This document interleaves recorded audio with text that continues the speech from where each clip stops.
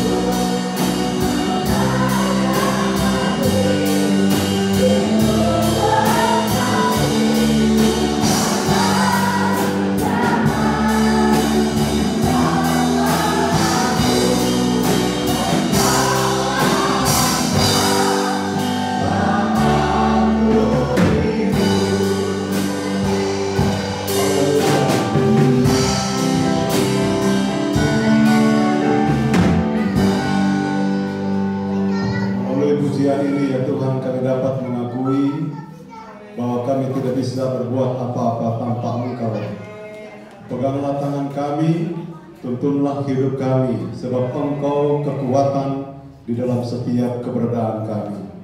Terima kasih Tuhan, terimalah pujian yang sudah kami naikkan di hadapan hadirat Tuhan.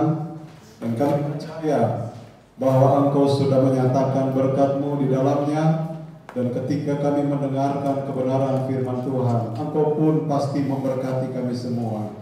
Urapi hamba-Mu, urapi kami semua, nyatakan isi hati-Mu bagi kami semua, agar kebenaran firman Allah benar-benar dinyatakan dan kami pasti diberkati oleh Tuhan.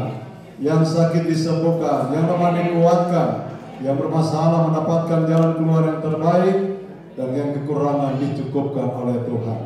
Segala gangguan roh jahat kami tolak dalam nama Tuhan Yesus Kristus. Dan biar kuasa Roh Kudus-Mu saja yang berkarya di tengah-tengah kami mendengarkan kebenaran firman Tuhan. Dengan ucapan syukur kami sudah berdoa dan kami sambut kebenaran firman Tuhan. Haleluya. Amin. Puji Tuhan. Salam sejahtera dalam kasih Tuhan Yesus Kristus yang adalah Kepala Gereja kita. Minggu yang lalu kita sudah belajar tentang Yesus menyaksikan tentang kebenaran.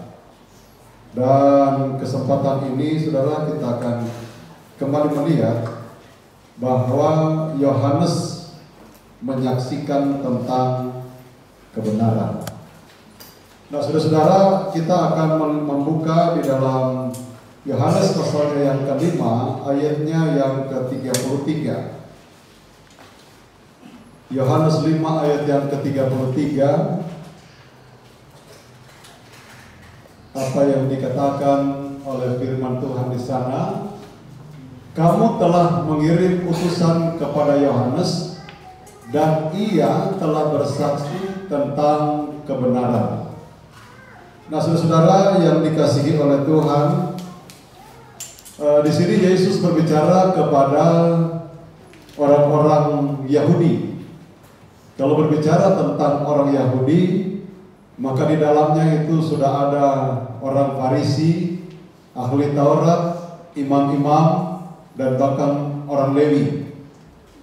Dan pada saat mereka bertemu dengan Yesus, mereka komplain karena Yesus menyembuhkan orang sakit pada waktu hari Sabat. Dan di dalam ada ayat di sana mengatakan bahwa Bapa bekerja sampai sekarang, sehingga aku pun bekerja sampai sekarang. Dan kita perhatikan di dalam ayat yang kita baca ini, saudara, Yesus mengatakan kepada orang-orang Yahudi bahwa kamu telah mengirim utusan kepada Yohanes, dan ia telah bersaksi tentang kebenaran.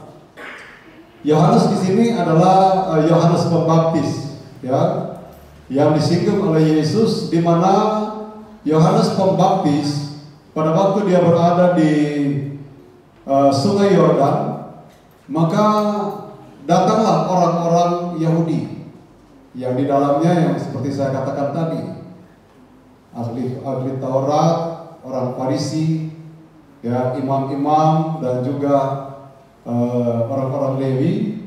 Dan tujuannya mereka itu mau melihat atau bertanya-tanya sebenarnya Yohanes ini siapa.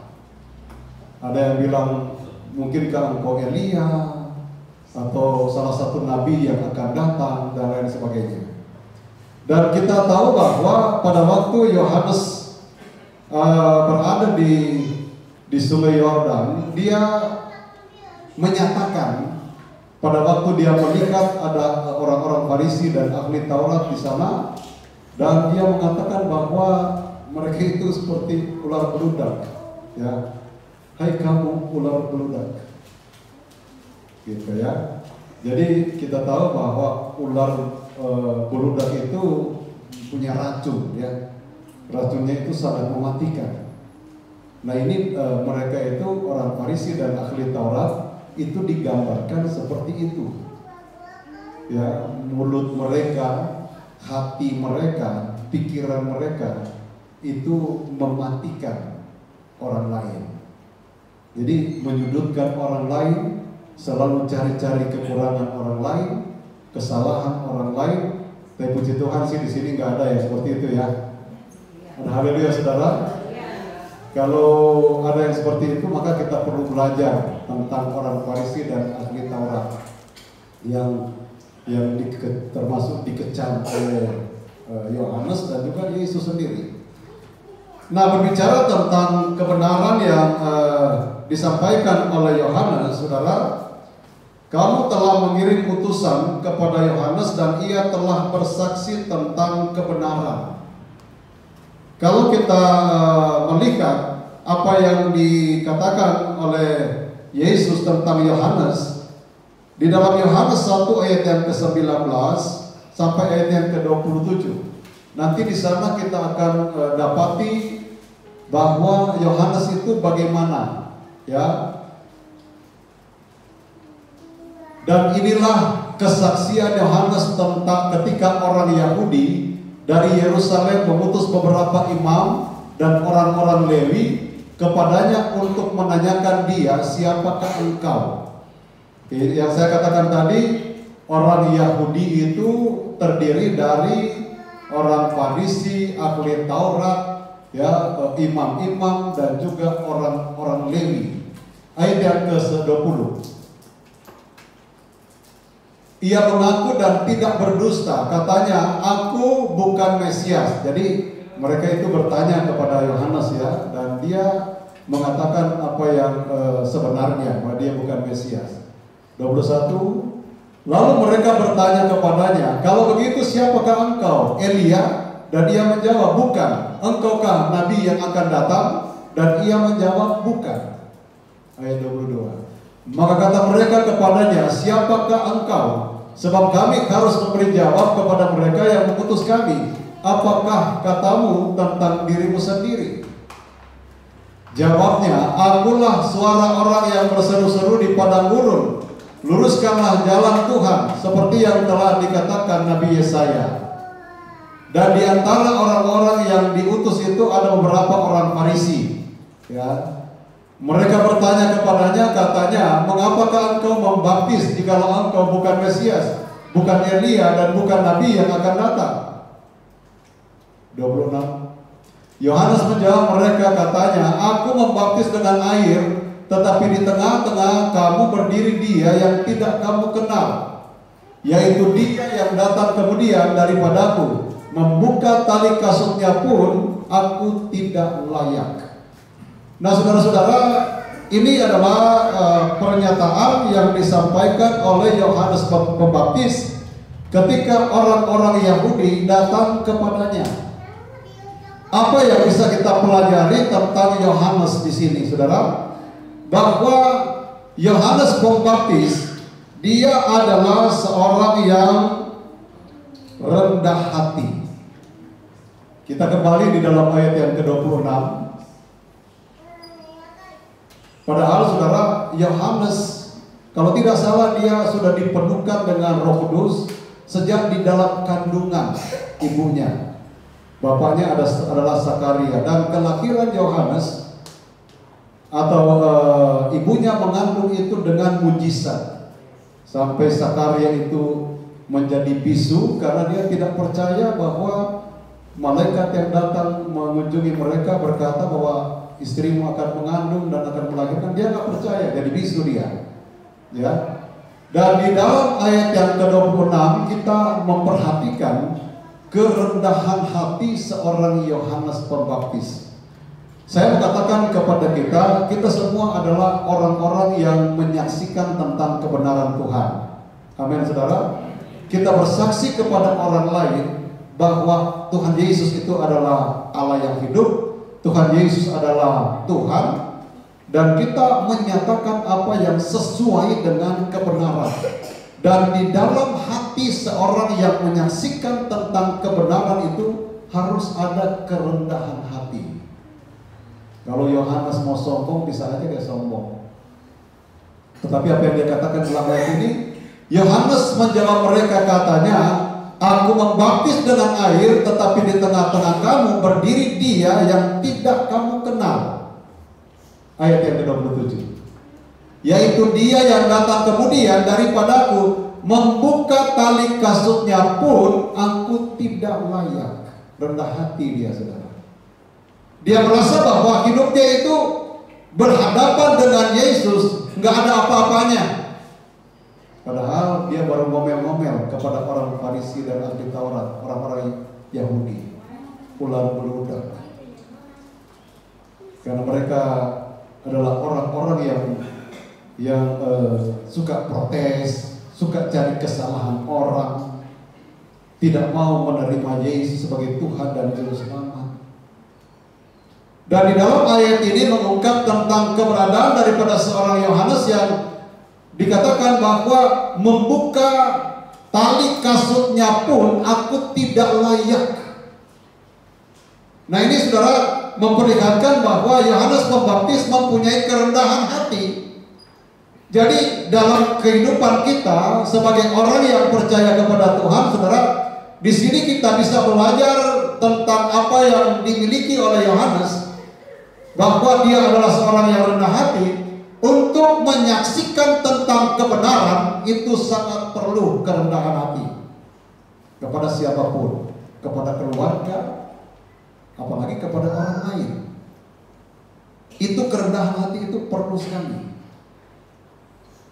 Adakah saudara menganggap wah saya bisa, pokoknya semuanya saya bisa. Jadi sehingga dalam perjalanan hidupnya dia seperti memperlihatkan dirinya yang menonjol, bukan lagi Tuhan yang ditonjolkan, bukan lagi Yesus yang ditonjolkan, tetapi dirinya. Siapa saya? Nah itu, tapi puji Tuhan di sini nggak ada ya seperti itu ya. Haleluya saudara. Oh saya bisa, saya mampu, saya pinter, saya begini, saya begitu dan lain sebagainya. Nah itu saudara, sebagai orang-orang yang percaya kepada Tuhan, kita harus menyadari diri siapa kita ini. Ya. Kita ini hanyalah orang-orang yang mendapatkan kasih karunia Tuhan loh saudara. Yang seharusnya kalau melihat kehidupan kita mungkin saudara, kejahatan kita, ya dosa-dosa yang sudah banyak kita lakukan, seharusnya kan kita mendapat hukuman. Seharusnya kita mendapatkan sesuatu yang setimpal dengan perbuatan kita. Tetapi oleh karena kasih karunia Tuhan, kita dipanggil oleh Tuhan. Kita datang kepada Tuhan dan percaya kepada Tuhan. Dan Dia ingin melatih kita melalui Yohanes, saudara, supaya kita dalam menyaksikan kebenaran Tuhan kepada orang lain, ada di dalam hidup kita itu kerendahan hati. Karena yang memanggil orang percaya, orang bertobat itu bukan melalui kita, bukan kita maksudnya, tetapi panggilan Tuhan. Ya, mereka dipanggil, maksudnya melalui kita, tetapi yang berperan di situ adalah Tuhan. Kita tidak bisa untuk meyakinkan mereka bahwa kamu harus begini, kamu harus begitu, untuk supaya melalui aku ini kamu bisa. Entah, saudara. Yang memanggil orang yang percaya, yang memanggil kita semua ada di tempat ini adalah Allah. Amin. Kita diselamatkan oleh karena pekerjaan kuasa Roh Kudus. Roh Kudus yang menjamah kita, Roh Kudus yang melawat kita melalui kesaksian, melalui pengalaman-pengalaman, atau kita mendengar dari siapa tentang Yesus itu, lalu kemudian kita percaya, dan yang memanggil kita adalah kuasa Tuhan. Sehingga hidup kita ini adalah sebagai hanya sarana saja untuk mereka. Tuhan pakai kita, sehingga kalau kita merasa bahwa Tuhan akan pakai kita dan memakai kita, biar kita tanamkan dalam hidup kita itu tentang kerendahan hati itu. Dan itu dimiliki oleh Yohanes Pembaptis. Yang kedua, kita melihat di dalam Yohanes pasalnya yang ketiga, ayat yang ke-23, 27 sampai ayat yang ke-30.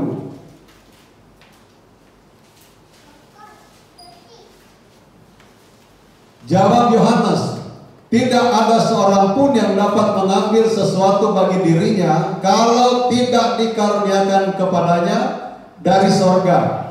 Nah ini saya sudah singgung saudara, bahwa semuanya itu bersumber dari Allah yang melakukan satu perbuatan yang ajaib, termasuk keselamatan. Ya, ayat yang ke-28, kamu sendiri dapat memberi kesaksian bahwa aku telah berkata, aku bukan Mesias, tetapi aku diutus untuk mendahuluinya. Ayat yang ke-29, yang empunya mempelai perempuan ialah mempelai laki-laki, tetapi sahabat mempelai laki-laki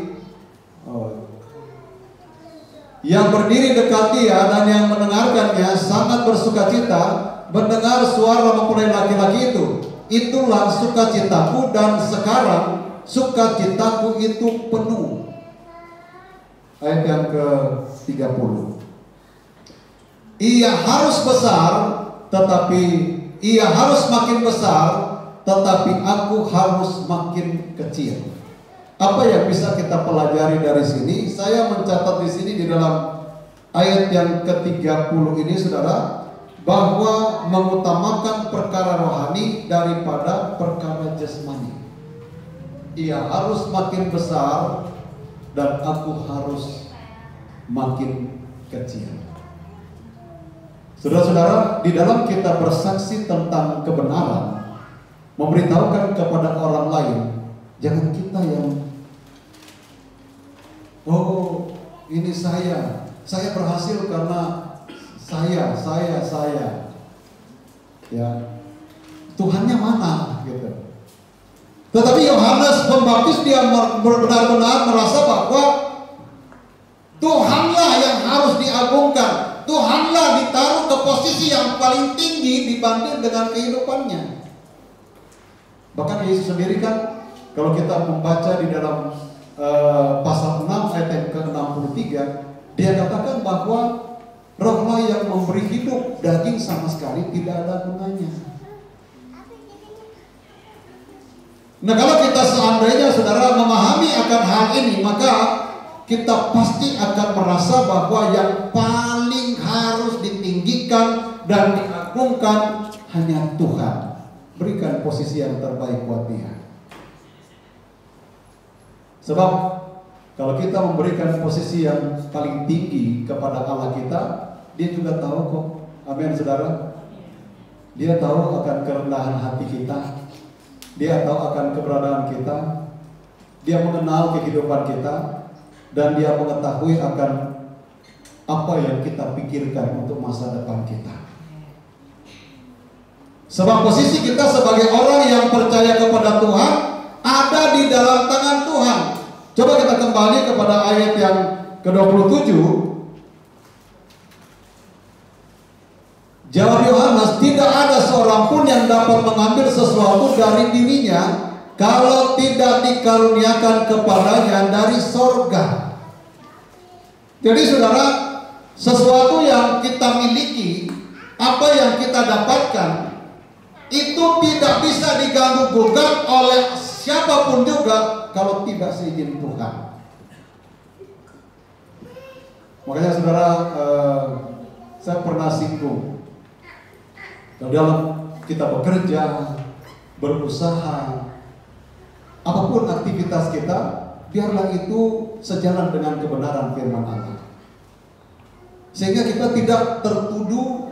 Ada kan misalnya kalau orang yang menjalankan bisnisnya misalnya dengan cara yang tidak baik, dengan kebohongan misalnya, seperti saya sudah pernah katakan, modalnya 5.000 dia bilang 25.000 karena dia mau jual 50.000 gitu.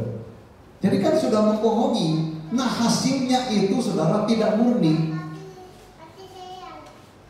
Nah, bagaimana kita mau melakukan korban-korban di hadapan Tuhan kalau hasilnya seperti itu? Hasil dari kebohongan. Tapi puji Tuhan di sini nggak ada ya. Amin, saudara. Tetapi kalau itu murni, hasil yang murni yang kita dapatkan, saudara, mau berbuat apapun tentang hasil itu, sukacita ada di dalam hidup kita. Enak, enteng. Sehingga kita nggak berat. Karena itu adalah hasil yang betul-betul kita jalankan sesuai dengan kebenaran firman Allah. Siapa yang mau bantah? Siapa yang mau mencibir kita? Tapi coba bayangkan saudara, kalau seandainya orang yang melakukan sesuatu yang tidak baik, ngomongnya waduh, bahkan ada yang dilebih-lebihkan malah. Satu yang dia bikin karena dilihat salah, udah mulai ditambah. Makanya saudara-saudara, kita perlu hati-hati juga ya untuk kita bisa berkata-kata, saudara-saudara, karena semuanya itu dikontrol oleh Tuhan, semuanya itu diperhatikan oleh Tuhan. Kita ini melalui tema kita pada saat ini mengangkat tentang Yohanes yang menyatakan kebenaran. Bukankah kita bisa jadi sama seperti Yohanes yang bersaksi tentang kebenaran itu? Jadi kalau seandainya kita sudah terbiasa menyaksikan tentang kebenaran itu, saudara, maka itu dengan sendirinya akan terbentuk, lama-lama itu akan terus mengalir menjadi satu talenta dalam hidup kita. Makanya kan kemudian dikatakan, oh ini talentanya bersaksi, karunianya bersaksi, karena sudah dibiasakan. Dan kalau dia bersaksi mantap gitu. Ada yang bersaksi tentang perseorangan, tidak semua memiliki akan hal itu. Pokoknya kalau dia ngomong kayaknya enak gitu, orang nerimanya enak. Sebab tentu saudara, semuanya itu sudah punya dasar. Semuanya akan menjadi sesuatu yang paten kalau itu sudah diawali dengan pendahuluan. Khotbah juga ada pendahuluannya kan. Dan kalau itu sudah terus menerus kita latih kebaikan-kebaikan yang Tuhan taruh, itu sesuatu yang Tuhan taruh, seperti talenta yang harus dikembangkan, saudara. Dan cara mengembangkan itu kan sesuai dengan kebenaran. Ada aturannya. Dan kalau kita menjalankan semuanya itu, maka Tuhan akan tambahkan, Tuhan akan sempurnakan, Tuhan akan patenkan dalam hidup kita. Sehingga tidak heran nanti, makanya ada, kalau misalnya dia berdoa tentang orang sakit, sembuh, misalnya seperti itu.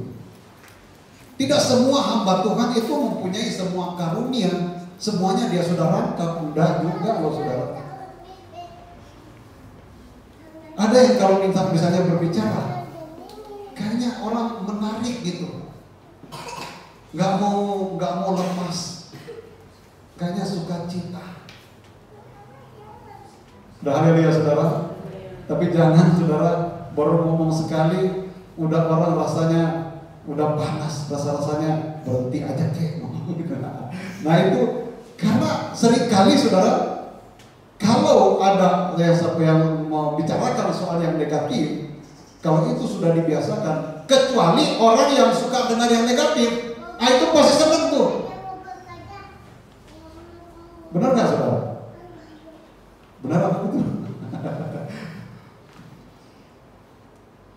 Kan ada di luar sana saudara, kalau cerita yang satu misalnya perbuatan A1, ceritanya udah melebar sampai 5, 6, 7, 8, udah macam-macam saudara. Dan orang yang mendengar, apalagi kalau dia baru tahu itu, senang kalau orang yang suka dengar seperti itu. Tapi kalau orang yang tahu tentang kebenaran, dia pasti tahu memposisikan dirinya untuk bisa mendengar ini sesuai dengan kebenaran atau tidak. Kan kita bisa menilai, oh kalau kebenaran kan sudah dinyatakan kepada kita. Jangan membenci, karena kalau membenci itu berarti sudah membunuh. Itu kan kejahatan saudara. Kalau di apa kan itu sudah masuk pidana. Membunuh itu sudah masuk pidana, kejahatan. Nah ini kita belajar saudara. Kenapa saya angkat ini? Karena saya percaya bahwa Tuhan mempunyai rencana kepada kita semua untuk menjadi berkat, untuk menyaksikan tentang kebenaran Allah, tentang Yesus. Nah bagaimana kalau seandainya kita hanya terbentuk dengan cerita-cerita yang bukan yang banyak orang di luar sana senang.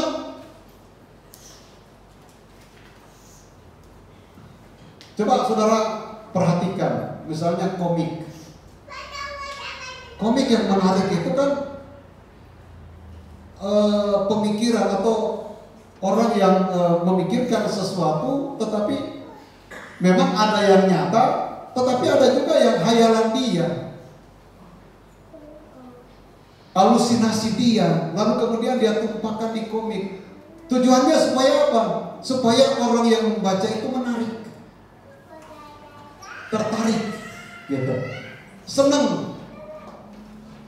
Lalu kan di situ kan misalnya baca, dia pasti kalau orang yang suka baca ya, dia baca pertama, pasti dia tidak akan lewati yang lain-lain karena mereka sudah puas sedemikian rupa, daya tariknya itu bagaimana supaya dia bisa baca mulai dari pertama, jangan dilewatin. Kan ada saudara cuman baca pertama dengan jangan terakhir kan? Ada kan seperti itu. Tapi orang yang pintar mengolah cerita, dia bisa buat supaya orang tidak meninggalkan yang di tengah. Dia baca yang pertama sampai selesai gitu. Nah ini saudara-saudara, di dalam kebenaran firman Allah, memang saudara boleh dikatakan banyak yang tidak menarik. Karena di dalamnya mungkin banyak teguran, banyak nasihat, yang seringkali ini bertentangan dengan keinginan daging. Dagingnya kok bertolak belakang, padahal dagingnya suka ini, kok firman Tuhan gak boleh, kan gitu. Nah ini kan saudara-saudara kita perlu belajar. Nah ini yang diangkat oleh Yohanes Pembaptis di sini, bahwa dia mempunyai kerendahan hati, dan juga kita melihat saudara bahwa Yohanes Pembaptis dia adalah orang yang mengutamakan perkara rohani daripada perkara jasmani. Sehingga dia katakan, biar dia yang bertambah-tambah, aku yang berkurang-kurang. Dia yang semakin besar, aku yang semakin kecil. Dagingnya itu semakin kecil. Artinya apa saudara? Buat orang yang percaya kepada Tuhan, biar orang itu betul-betul dikuasai oleh kuasa roh Allah, sehingga dia boleh menjadi berkat. Ada haleluya saudara. Bahkan Yohanes ini disetarakan dengan Elia. Apakah engkau Elia? Artinya kita tahu Elia itu adalah orang yang hebat. Elia itu diangkat oleh Tuhan ke sorga tanpa melalui kematian. Dia adalah orang yang luar biasa. Nah Yohanes disetarakan dengan dia oleh pandangan orang-orang Yahudi. Nah kalau misalnya kita ini, kalau misalnya ada pertanyaan, kita disetarakan dengan siapa oleh orang lain? Enak gak kalau seandainya kita misalnya disetarakan, wah luar biasa, ini pekerjaan Yesus, dan Yesus berkarya dalam kehidupan kita. Ada haleluya saudara. Dan pasti akan terjadi saudara. Dan kita perlu belajar bersama untuk melihat apa sebenarnya yang menjadi keinginan Tuhan. Saudara-saudara, kalau saya belajar, makanya kan saya sampai menyinggung tentang kostum dalam satu ibadah, tentang bagaimana cara kita di dalam ibadah. Karena kalau kita memperhatikan di dalam kebenaran firman Allah, saudara, sebenarnya sudah diatur semua. Makanya kan di dalam perjanjian yang lama, yang korban-korban itu semuanya itu selalu mengarah kepada korban Yesus. Dan di balik dari korban-korban itu ada aturan-aturan bagaimana caranya berkorban. Sampai kan ada larangan, jangan naik di atas mezbah supaya jangan kelihatan. aurat. Yang menunjukkan bahwa jangan kelihatan kalau mau beribadah kepada Tuhan, mau menyembah Tuhan, mau memuji Tuhan, jangan kelihatan kedagingan. Orang kan berbicara tentang gambaran daging, kedagingan. Jangan menonjol kedagingan. Jangan yang ditonjolkan itu kedagingan. Nah, buat kita semua pelayan-pelayan, buat kita jemaat yang ada, dalam kita beribadah, mari kita mau beribadah dengan sungguh-sungguh, dengan sesuai kebenaran firman Allah. Ada haleluya saudara? Sehingga kita benar-benar memposisikan apa yang Tuhan inginkan, itu kita jalankan. Karena kita kan diarahkan untuk menuju kepada kesempurnaan gereja yang nantinya akan dipersiapkan menjadi mempelai laki-laki. Kan tadi ada ada ayat tadi tentang mempelai. Dan tentu saudara kita tahu bersama, kita yang ada di dunia ini saja, kalau orang yang mau menikah, bagaimana kehidupan mereka? Persiapannya itu menikahnya cuma 1 jam 2 jam dalam pemberkatan nikah.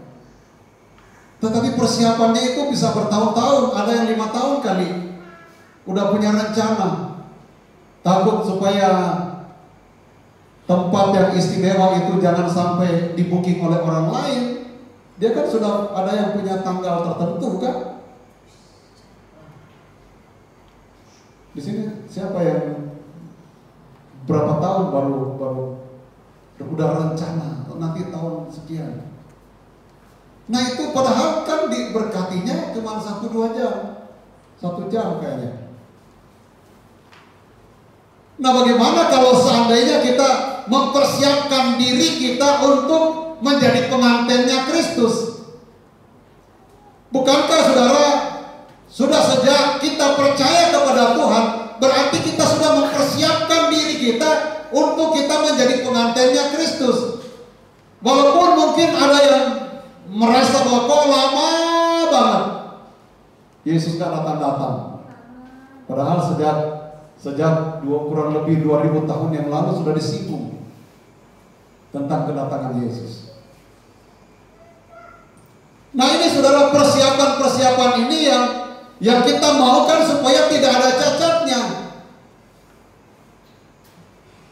Sekali lagi saya singgung tentang misalnya kita sekarang secara daging merencanakan pernikahan. Mau nggak saudara pernikahan itu pada akhirnya menjadi kacau? Ada yang kurang misalnya, mau nggak? Kan kita nggak mau kan? Nah bagaimana kita, sikap kita, persiapan kita untuk kita mau menikah dengan Yesus, mau menjadi pengantinnya Kristus? Apakah dalam ibadah mesti main-main? Tapi puji Tuhan sih semuanya serius semuanya. Ada haleluya saudara. Karena ini saudara penting supaya kita, kalau seandainya saudara coba lihat bagaimana kerasnya seorang Yohanes Pembaptis. Dia katakan kepada orang Yahudi ketika itu. Nah kalau seandainya kita bertentangan dengan kebenaran, kita tidak menjalankan sesuai dengan kebenaran, lalu saatnya tiba kita disinggung dengan keras, kalau seandainya kita tidak siap, kecewa kita. Makanya kan persiapan-persiapan itu kan perlu saudara. Ada khotbah yang lembut, ada yang khotbah yang kayaknya manis, tapi juga ada khotbah yang keras, yang di dalamnya saudara mengandung pengajaran yang mungkin secara langsung menyinggung tentang apa yang sebenarnya terjadi dalam hidup kita. Nah semuanya itu Tuhan izinkan untuk apa? Membentuk kita. Tetapi saudara, sekali lagi saya ingatkan, yang menghakimi kita bukan manusia, tetapi yang menghakimi kita adalah firman. Kita kan dilarang untuk menghakimi. Yesus sendiri pernah bilang, bukan Bapa yang menghakimi, tetapi anak. Anak diizinkan oleh Bapa untuk menghakimi. Dan kalau Yesus yang menghakimi kita, apakah itu salah? Yesus itu kan adalah firman. Dan setiap hamba Tuhan yang menyampaikan firman yang berdasarkan kebenaran firman Allah, berarti kalau misalnya ada di dalamnya ada ayat-ayat yang kemudian mengungkap tentang menyinggung tentang hal-hal yang dilakukan, nah kita harusnya bersyukur, saudara ya. Misalnya bertentangan, yang kita lakukan kok bertentangan dengan firman, dan kita tahu pasti, ya. Nah kalau misalnya kita firman itu datang sebagai satu teguran, sikap kita bagaimana? Sikap kita bagaimana, saudara-saudara? Kalau misalnya firman itu kok kayaknya saya disinggung, ini yang firman ya. Bagaimana sikap kita menanggapi akan hal itu? Ayo, bagaimana saudara? Apakah mau marah-marah? Ataukah tersinggung? Atau terima kasih Tuhan?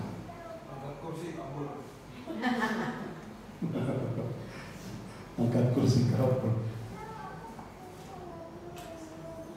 Nah saudara-saudara, kita perlu untuk kita bisa memahami tentang keberadaan kita di dalam pengiringan kita kepada Tuhan, ya, supaya benar-benar hidup kita ini betul-betul kan kita dikikis, ya, dibersihkan. Nah kalau memang dibersihkan, saudara, coba bayangkan kalau seandainya pohon buah dibersihkan, kalau seandainya itu kita yang dibersihkan supaya jadi bersih, dibersihkan kan itu lalu kemudian dikasih pupuk ya, supaya dia berbuah banyak, berbuah lebat. Nah kita juga saudara-saudara seperti dibersihkan kalau seandainya mau dicabut kotoran, misalnya rumput yang tidak yang kelihatan bisa mengganggu pertumbuhan daripada pohon itu atau buah itu. Nah memang seringkali saudara-saudara sakit loh saudara. Daging ini kalau disinggungkan sakit, tapi Tuhan tolong supaya kita diberikan kemampuan untuk memahami akan kebenaran Tuhan. Ya, karena semuanya saudara-saudara Tuhan yang melakukan. Asalkan saya ingatkan kepada kita, hati kita harus terbuka di hadapan Tuhan. Kalau memang itu adalah merupakan satu teguran yang keras, buka hati kita. Sebab ketika kita misalnya mau menolak, berarti itu tertutup. Berarti firman itu tidak mau bekerja. Sebab Tuhan itu tidak mau maksa loh saudara. Tuhan itu ikutin kita loh saudara. Baik nggak Tuhan kita? Kalau kita terbuka, dia masuk. Tapi kalau kita tertutup, ya udah, dia nggak mau masuk. Jadi itu juga tergantung dari kita. Bagaimana kita menanggapi firman, bagaimana hati kita, pikiran kita, perasaan kita menanggapi akan kebenaran firman Allah, itu yang Tuhan akan lakukan dalam kehidupan kita. Hadirin saudara, sehingga betul-betul kita bisa mencerminkan bahwa saya ini adalah anak Tuhan. Saya adalah orang percaya yang mau melakukan kebenaran firman Allah, walaupun seringkali tersendat-sendat karena sesuatu yang mungkin mendapatkan teguran yang keras. Dan Tuhan, kita di sini sudah terbiasa dengan firman yang keras. Dan dia saudara, puji Tuhan. Jadi dua hal yang kita perlu pelajari tentang Yohanes di sini saudara, bahwa untuk menjadi seorang yang menyampaikan kebenaran atau menyaksikan tentang kebenaran, maka harus ada kerendahan hati dan juga mengutamakan perkara rohani daripada perkara jasmani. Nah ini yang saya yakin saudara, Kalau Yohanes bisa, saya percaya kita juga pasti dimampukan oleh Tuhan. Karena kita berserah kepada Tuhan, membuka hati untuk Tuhan, maka Dia yang akan masuk untuk memberikan kekuatan, kemampuan buat kita menjalani akan hidup ini. Tuhan memberkati. Mari kita bangkit berdiri dan kita naikkan pujian Ku bawa hidupku sekarang. Bawa hidupku sekarang ke tempat kudus-Mu, Tuhan.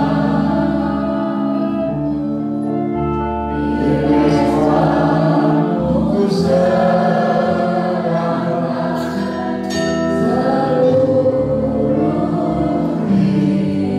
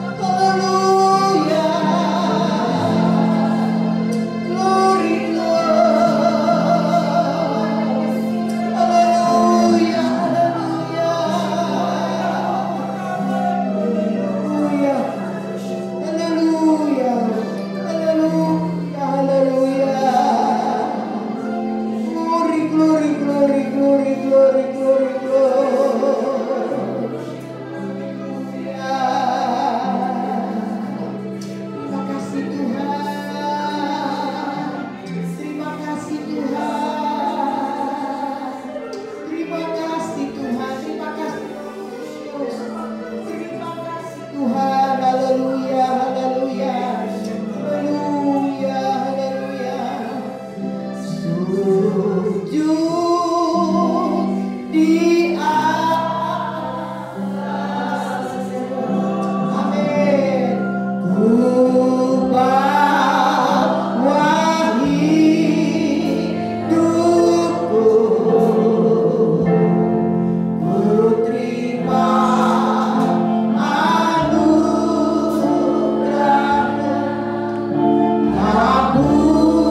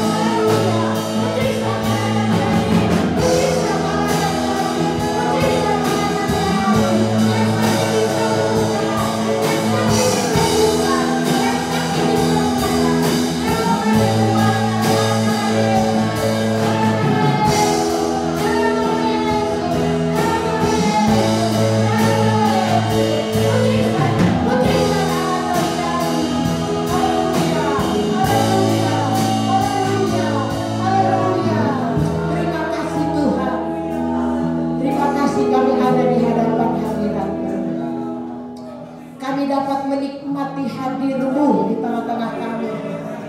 Ibadah kami jadi berarti kalau Engkau hadir. Ibadah kami jadi bermanfaat dan berfaedah apabila Tuhan hadir di tengah-tengah kami melalui kebenaran dan kuasa Roh Kudus. Dan kami percaya yang sakit sudah disembuhkan oleh mujizat Allah. Yang lemah Tuhan kuatkan. Yang menghadapi jalan buntu ada jalan keluar yang terbaik. Dan Tuhan pasti memberkati kami dengan segala kelimpahan. Di dalamnya Engkau dipuji-puji dan dipermuliakan. Terima kasih Tuhan, terpujilah nama-Mu. Berkati hamba-Mu yang sudah melayani kami dengan firman-Mu. Kiranya Tuhan pakai, Tuhan urapi dia. Jadikan dia berkat-Mu Tuhan. Kekuatan, kesehatan Tuhan karuniakan bagi hamba-Mu. Terima kasih Tuhan, kami terima firman-Mu dengan penuh ucapan syukur. Hanya di dalam nama Tuhan Yesus Kristus. Haleluya, haleluya. Amin. Silakan duduk. Tuhan memberkati saudara-saudara sekalian. Mari kita berdiri dan mengakhiri ibadah kita pada saat ini. Kita nyanyikan doa Yabes, saya kembalikan kepada Bapak-Bapak. Haleluya.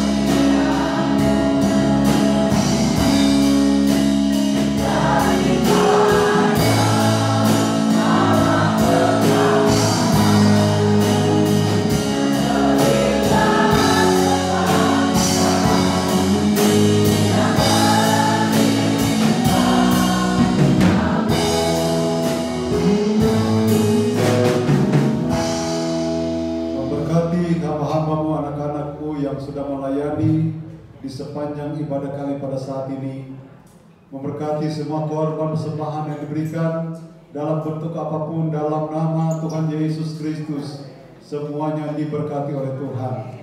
Menyerahkan lagi ke dalam tangan Tuhan buat semua aktivitas kami. Kami percaya segala sesuatu yang dapat kami lakukan dan kerjakan bersumber dari Engkau ya Tuhan. Itulah sebabnya kiranya Tuhan mengaruniakan kekuatan, kesehatan, hikmat, kebijaksanaan, bahkan pengurapan Tuhan menjadi bagian kami. Sehingga ketika kami melangkah untuk beraktivitas bersama dengan Tuhan, pasti kami diberkati oleh Tuhan. Berdoa juga pada saat ini buat saudara-saudara kami, keluarga jemaat yang tidak bersama dengan kami. Kalau mereka dalam keadaan sakit dimanapun mereka berada, Bapa belas kasihan-Mu turunkan atas kehidupan mereka. Ulurkan tangan-Mu untuk menjamah mereka. Di dalam nama Tuhan Yesus Kristus, biar kesembuhan menjadi bagian mereka. Dan di dalamnya nama Tuhan dipuji dan dipermuliakan. Bangsa negara pemerintah yang ada di Indonesia, Engkau pulihkan, Engkau selamatkan bangsa kami ini. Pemerintah diberikan hikmat agar mereka dapat menjalankan tugas mereka dengan sebaik-baiknya, demi kepentingan semua masyarakat yang ada di negara dan bangsa ini. Terima kasih banyak Bapa di sorga. Sebentar kami akan kembali pulang, sertai dalam perjalanan kami. Jauhkan, hindarkan dari hal-hal yang tidak diinginkan, tibakan dengan tidak satu kurang apa-apa.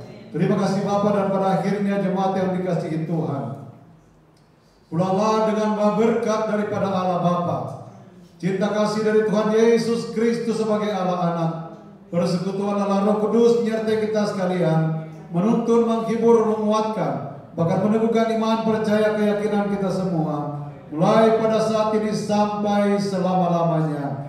Terima kasih Bapa, dengan pengucapan syukur kami terima berkat-berkat rohani dari Tuhan, dan kami akhiri ibadah kami pada saat ini. Kami alaskan hanya di dalam nama Tuhan Yesus Kristus. Haleluya. Dan kita semua berkata amin. Tuhan Yesus Kristus memberkati kita semua. Amin.